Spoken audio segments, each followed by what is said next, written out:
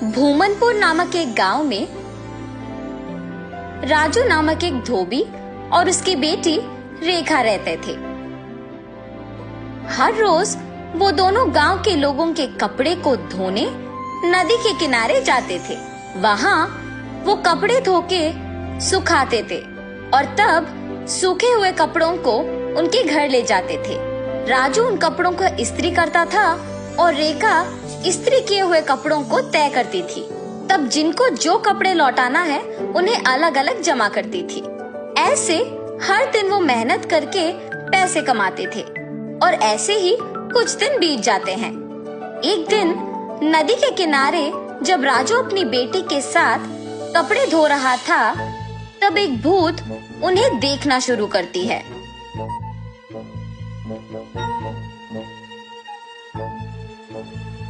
न जाने मैं कब ऐसे कपड़े पहनूंगी।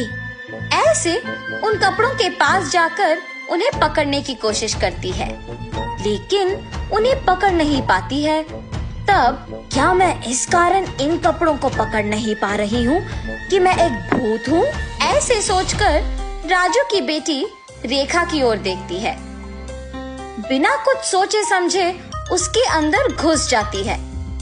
घुसने के तुरंत बाद लाल लहंगा और जैकेट मौजूद जगह को भाग के जाती है और हाथों में कपड़ों को पकड़ के बहुत खुश हो जाती है।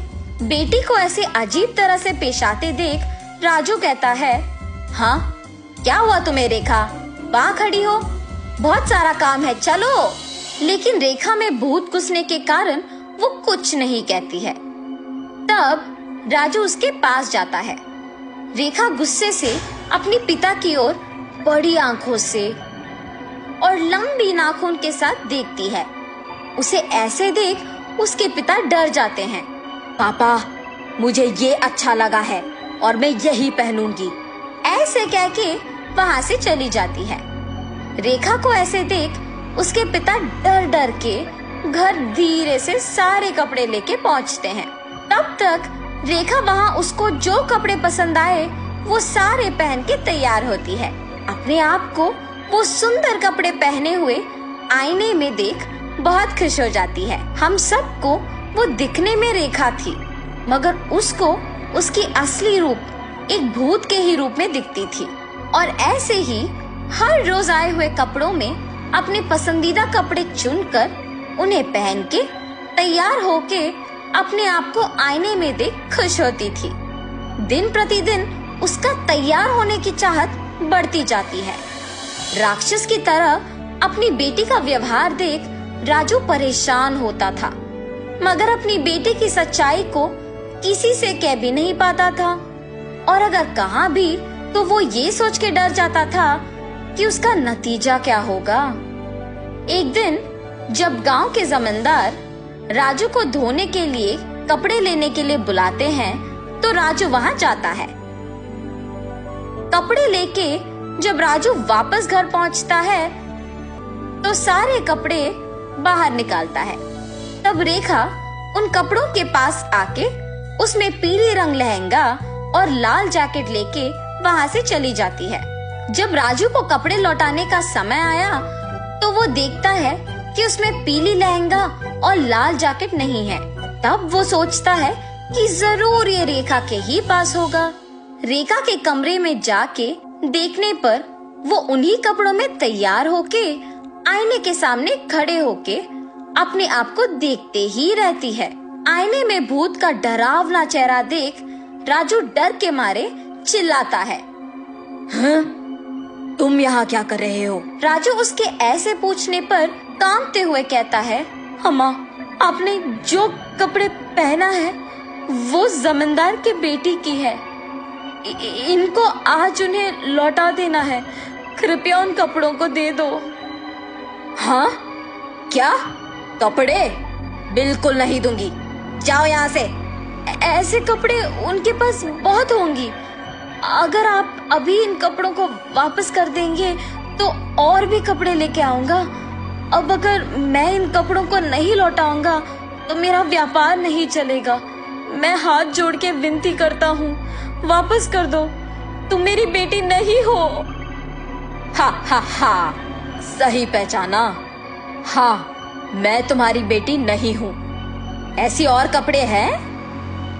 हाँ, बहुत सारे। तो फिर इन कपड़ों की मुझे क्या जरूरत? ऐसे कहकर उन कपड़ों को वहां छोड़ के हवा में उड़ के गायब हो जाती है। ये जान के जमींदार की बेटी के पास बहुत सारे कपड़े हैं, वो सीधा उनके ही घर पहुंच जाती है। अच्छे कपड़ों के लिए सारे कमरे छान मारती है। उस घर में मौजूद जमींदार के परिवार वासियों को राजू की बेटी का व्यवहार कुछ समझ में नहीं आता है। जमींदार की बेटी अपने पिता को बुला के कहती है, पापा पापा, राजू की बेटी रेखा बहुत अजीब तरह से पेश आ रही है। ऐसे कहते ही वो वहाँ जाकर कहता है, ए लड़की, क्या कर रही हो? पागल हो गई हो क्या? जमींदार के ऐसे कहने पर क्रोधित होके रेखा जोर से चिल्लाते हुए अलमारी को उठा के उन पर फेंक देती है। सभी डर जाते हैं और जो कुछ भी वो मांगती है उसके सामने रख देते हैं। रंग बिरंगी कपड़े, जेवर, चूड़ियाँ, सब। हाँ, आओ आओ, मुझे तैयार करते हुए मेरी सेवा करो, आओ।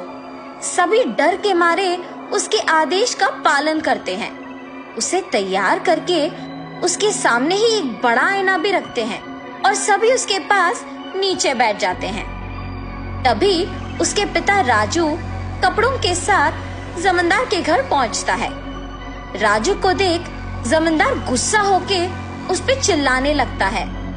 वो देख रेखा उसकी शक्तियों का उपयोग करके जमींदार को नीचे गिराती है। क्रोध में पागल होकर सारा सामान जोर जोर से नीचे गिराती रहती है। वहाँ मौजूद सभी को एकदम डरा देती है। एक स्वामी जी ये सब नहीं देख पाते हैं और जमींदार के घर पहुँच जाते हैं। सीधा रेखा के पास जाकर उस पे गंगा जल डालते हैं। कुछ मंत्रों का प्रयोग करके रेखा से उस भूत को बाहर लाके उसे एक बोतल में बंद कर देते हैं। भगवान के रूप में आकर आपने मेरी बेटी को बचाया। उस स्वामी जी का धन्यवाद करके जमींदार से भी माफी मांगकर वहाँ से चले जाता है।